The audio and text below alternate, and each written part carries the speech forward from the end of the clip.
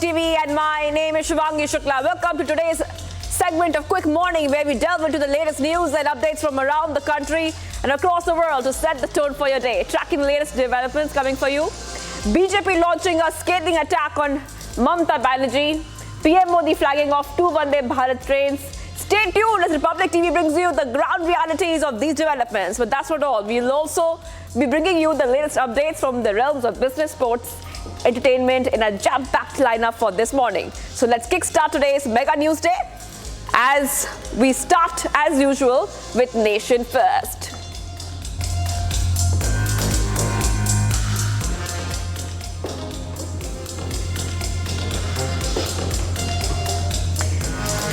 And viewers, the BJP has launched a scathing attack on West Bengal CM Mamata Banerjee, accusing her of failing to implement effective measures to ensure the safety of women in the state. The criticism intensified following Banerjee's recent appeal to the Prime Minister seeking stricter laws against rape and murder. Amit Malviya, the BJP's IT cell chief, criticized Banerjee for her inadequate response to the rising number of sexual violence cases in West Bengal. Malviya's statement comes amidst a backdrop of growing concerns over women's safety in the state, with several high-profile rape cases grabbing headlines. The BJP argues that Banerjee's appeal for tougher laws appears more like a political maneuver rather than a genuine commitment to addressing the issue.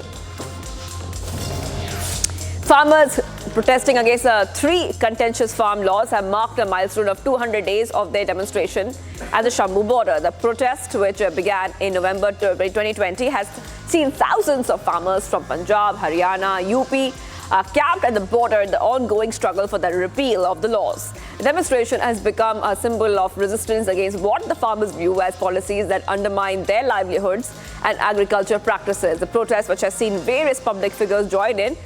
Now, wrestler Vinesh Fogart is also expected to join the farmers today. The farmers are calling for a legal guarantee for minimum support price, which they say is crucial for ensuring fair compensation and protecting their economic interests.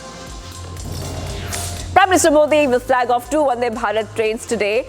The inaugural services will be launched via video conferencing. The trains include one from Dr. MGR, Chennai Central, and another one from Madurai. Now, the Chennai train will be operating daily except Wednesdays, while the Madurai-Bengaluru train will be running 6 days a week, excluding Tuesdays. Vice President Jagdeep Dhankar will be in Uttarakhand for 2 days starting today. During his trip, he will meet with scientists, faculty, students at the CSIR Indian Institute of Petroleum in Dehradun. On the second day, he will visit Rashtriya Indian Military College in Dehradun and AIIMS Rishikesh to interact with students and faculty. The Karnataka High Court will hear Chief Minister Siddaramaia's petition challenging the governor's order for his prosecution.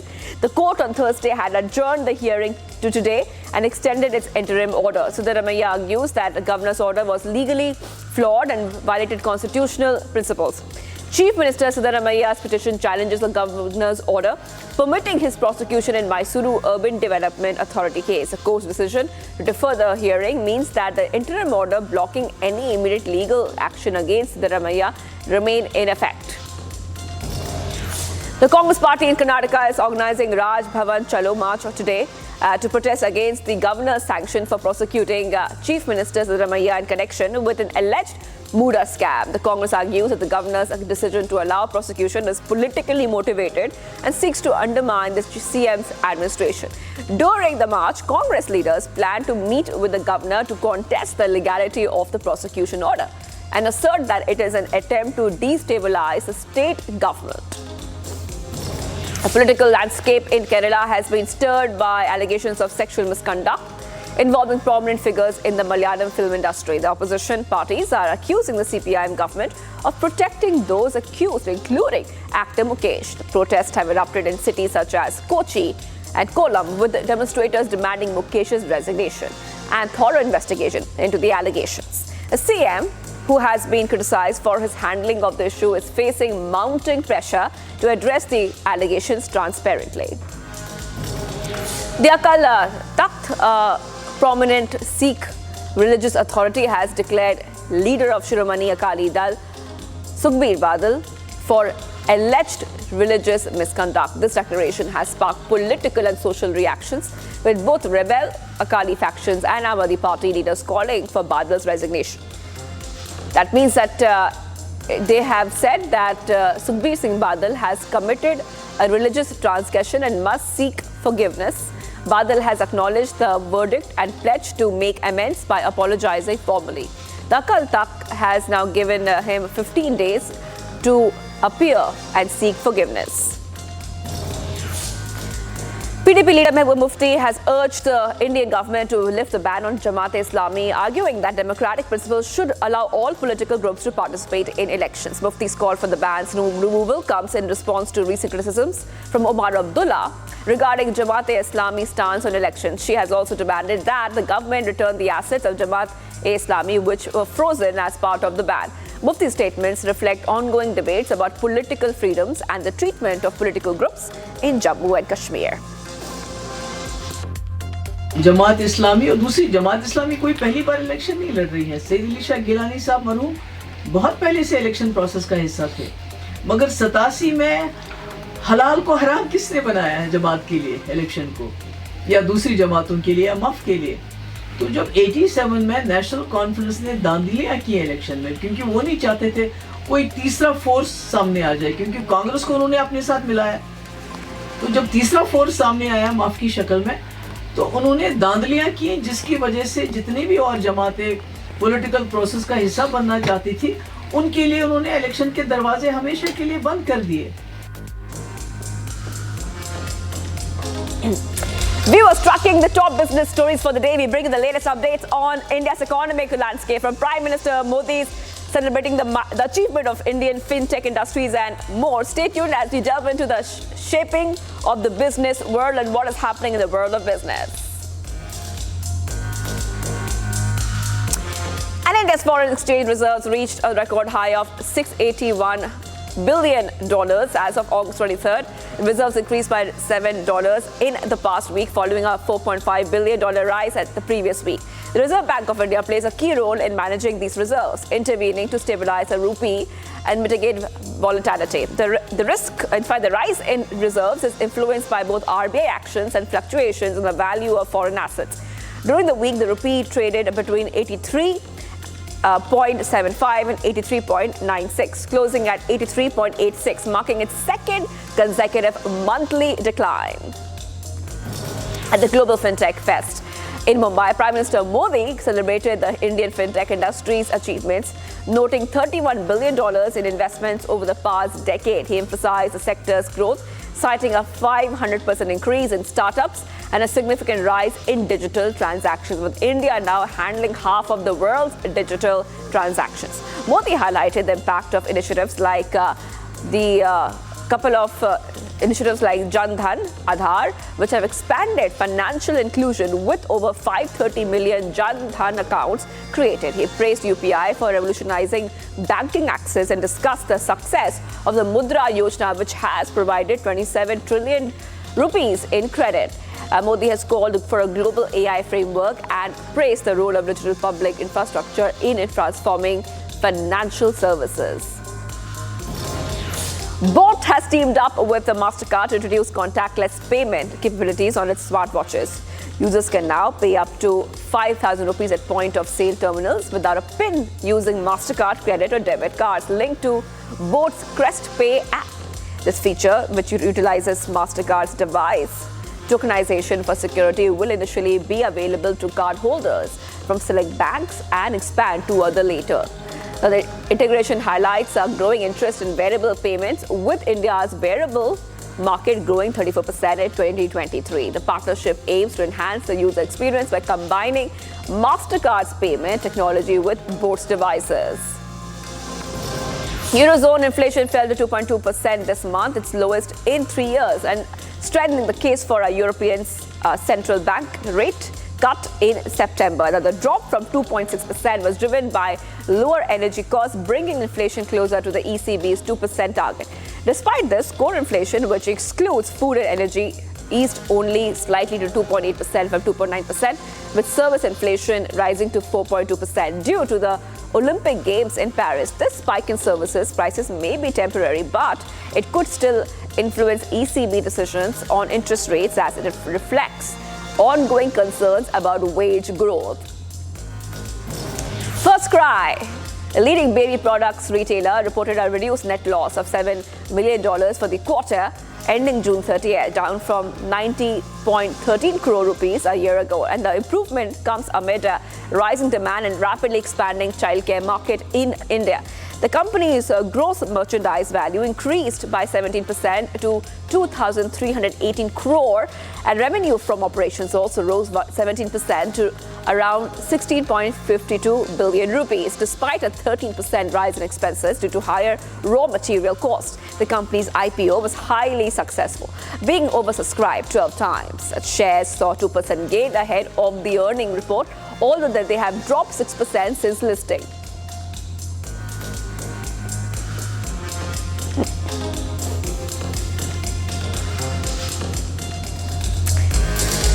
We move on to the international segment, where we are tracking the ground pulse of some of the biggest global headlines. Today, we delve into significant developments from around the world, where Ukrainian rockets struck a Russian city of Belgorod, and we will get you those details as we show you the latest updates coming in, which is shaping the global landscape today. And viewers, 5 people were killed and 37 others were injured after Ukrainian rockets struck the city of Belgorod in Russia. And the attack caused significant damage, igniting fires across several locations. The Belgorod region has experienced near daily drone and artillery attacks due to the ongoing conflict. This recent strike comes amid escalating border clashes between Russia and Ukrainian forces. Additionally, the area has seen tens of thousands of residents displaced by the ongoing violence. University of Alabama has now closed the offices of its Black Student Union and Queer Student Alliance in compliance with a newly enacted state law banning public universities from allocating resources to DEI programs. The closures follow Alabama Governor Kay Ivey's criticism of DEI initiatives as part of liberal political movement, counter to what the majority of Alabamians believe. Leaders from both the Black Student Union and the Queer Student Alliance are actively seeking alternative resources, continuing to their programming and supporting services for students. And these closures have sparked concerns among current students. Yeah, because it wasn't announced. I rounded the corner and saw that it was closed, and I felt really sad because it's I had made friends there. I went there to hang out with people, and knowing that space had been closed down did make me feel a lot worse about being on campus. I did not feel. You don't realize how kind of assuring something like that is until it's gone. And so now that you're oh, now I have no space. Now there is not a space for me if I need it.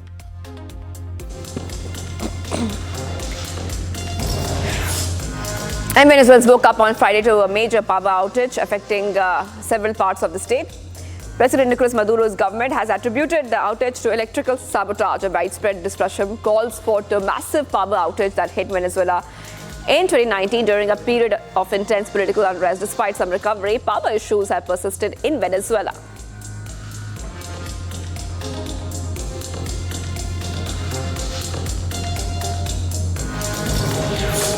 Ukraine President Volodymyr Zelensky chaired a crucial high-level meeting to review the current situation on the front line. The meeting focused primarily on recent developments in the ongoing conflict with Russia and included a detailed briefing from the Commander-in-Chief of the Armed Forces of Ukraine. During the briefing, Commander-in-Chief reported significant advances by Ukrainian troops in Russia's Kursk region and noted that Ukrainian forces have successfully repelled Moscow's attempts to breach defenses near Pokrovsk. The meeting, which underscored the importance of military and governmental coordination, was attended by several key officials.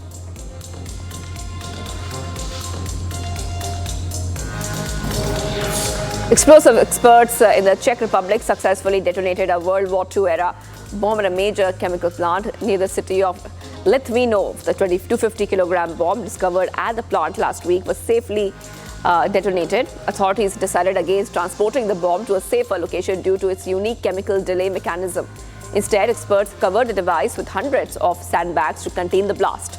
The controlled explosion resulted in only minor damage, including a few broken windows. No immediate reports of serious damage or injuries have been received. In preparation for the detonation, police have closed a nearby road and halted tram services.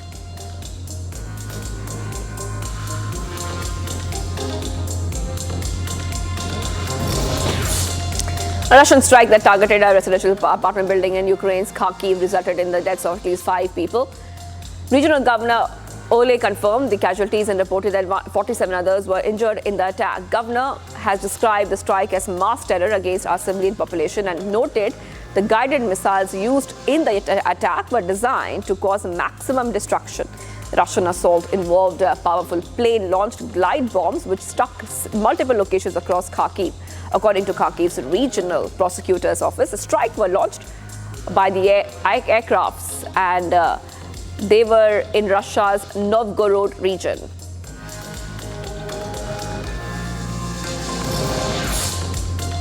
Helicopter returning from firefighting operations in northern Portugal crashed into the Douro River, resulting in the deaths of at least 4 people. Another helicopter, which was part of the Emergency Protection and Relief Unit, went down in the Lamego region.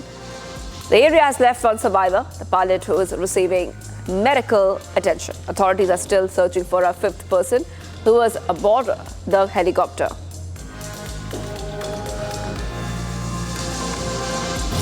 Dr. Mark Chavez, a San Diego-based physician, appeared outside a federal court in Los Angeles as part of an ongoing investigation of actor Matthew Perry. Dr. Chavez is set to go ahead and plead guilty to a single count of conspiracy to distribute ketamine, a powerful anesthetic involved in Perry's fatal overdose last year.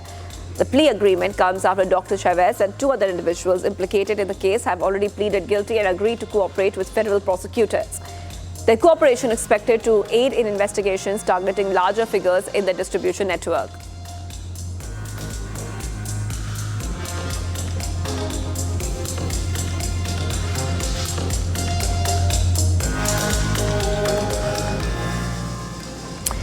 Viewers, coming up next, we have stories from the action-packed world of sports and entertainment. Sit back, we'll be right back with you. Do not go anywhere.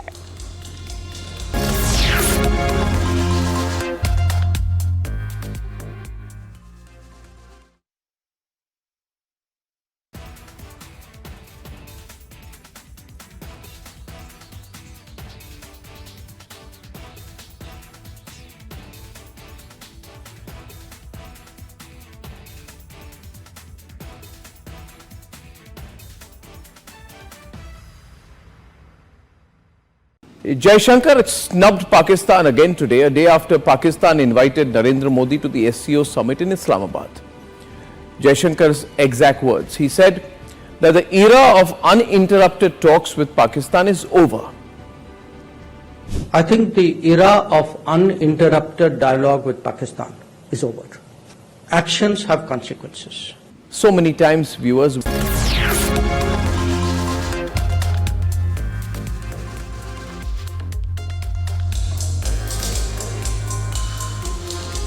welcome back. We are watching a quick morning here on Republic TV. We bring to you the latest updates from the world of sports, especially Paralympics, where India clinches 1 gold, 2 bronze, 1 silver. Keep listening to all the buzz right here on our sports segment. Let's get started.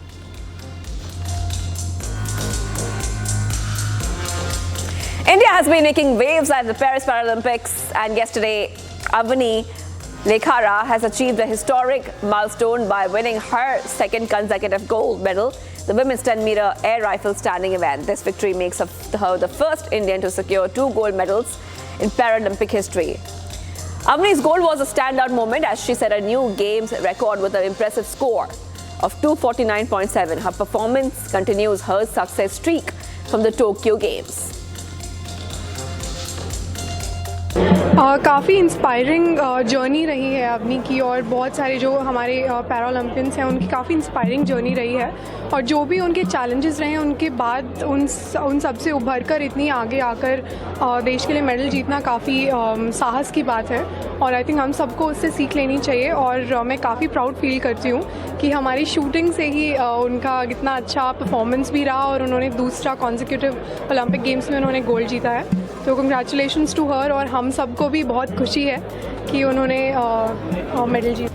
Showing at the Paris Olympics, Manish Narwal has won the silver medal at the men's 10-meter air pistol event. Manish, who previously secured gold at the Tokyo Paralympics in 2020, continued to demonstrate his prowess in shooting sports. He finished second to Jae Gundu Jo from Korea, while Yang Chao of China took the bronze. This silver medal is India's fourth at the Paris Olympics, adding to Avni's gold and Mona Agarwal's bronze. Agarwal's performance reaffirms his elite status in the sport and contributes significantly to India's overall medal tally.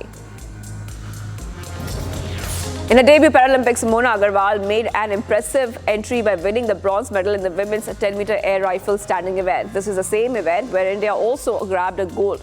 With a total of 1 gold, 2 bronze and 1 silver, India has made it its mark at the Paris Paralympics. The country's athletes have showcased exceptional talent and determination, adding to India's total score of 35 Paralympic medals across 17 games from before.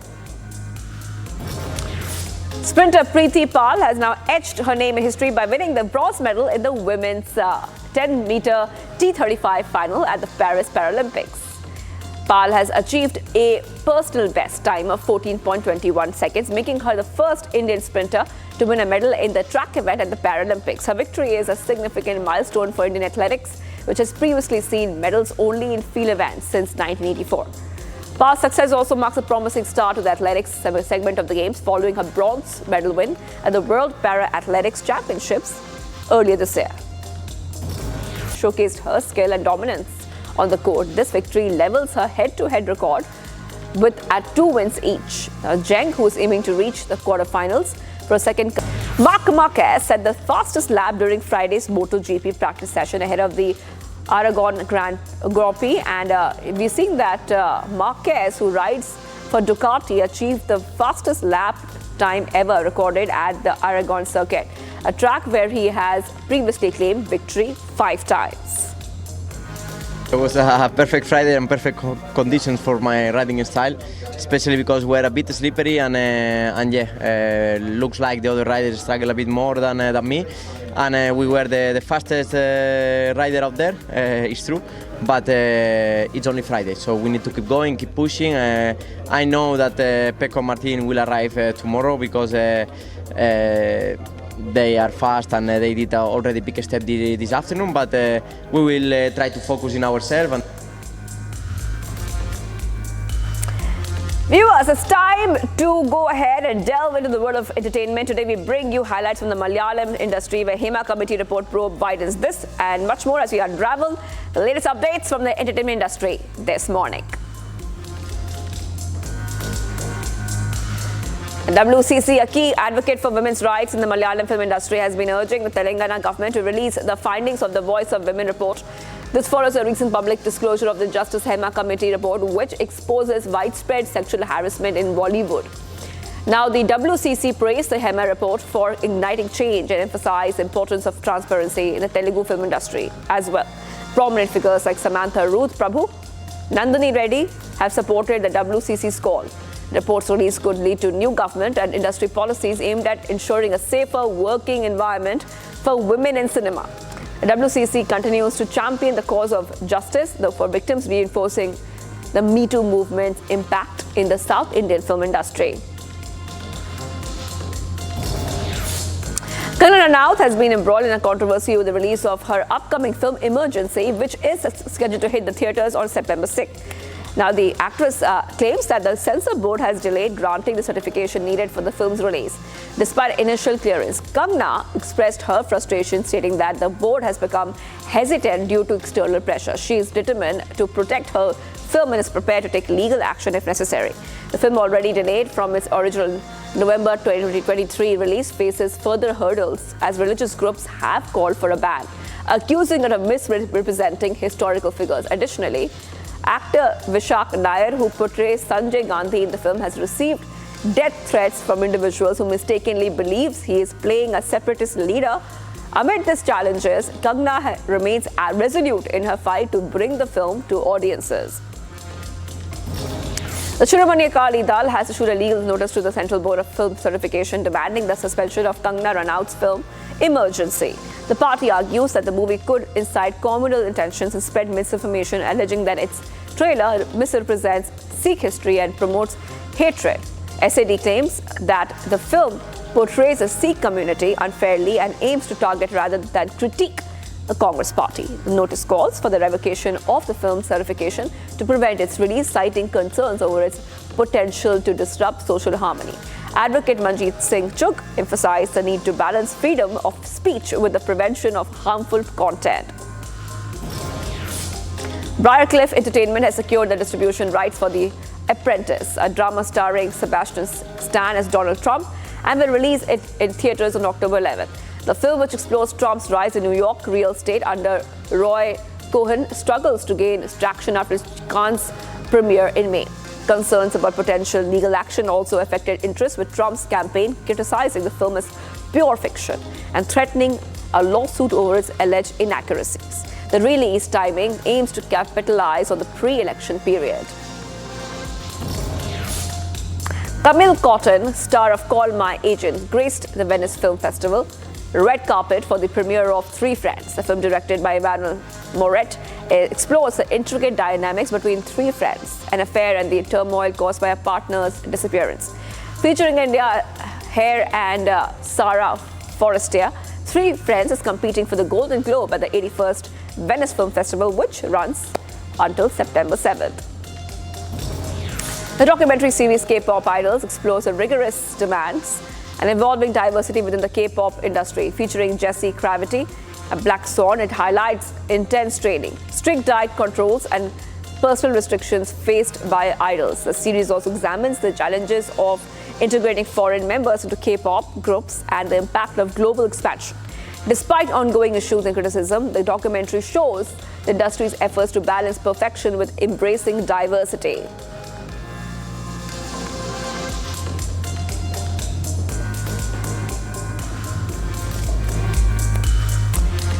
And viewers, that's a wrap for today's segment of Quick Morning. Don't go anywhere, viewers, as we are right back tracking the top headlines and biggest stories from across the globe only on Republic TV. Stay tuned.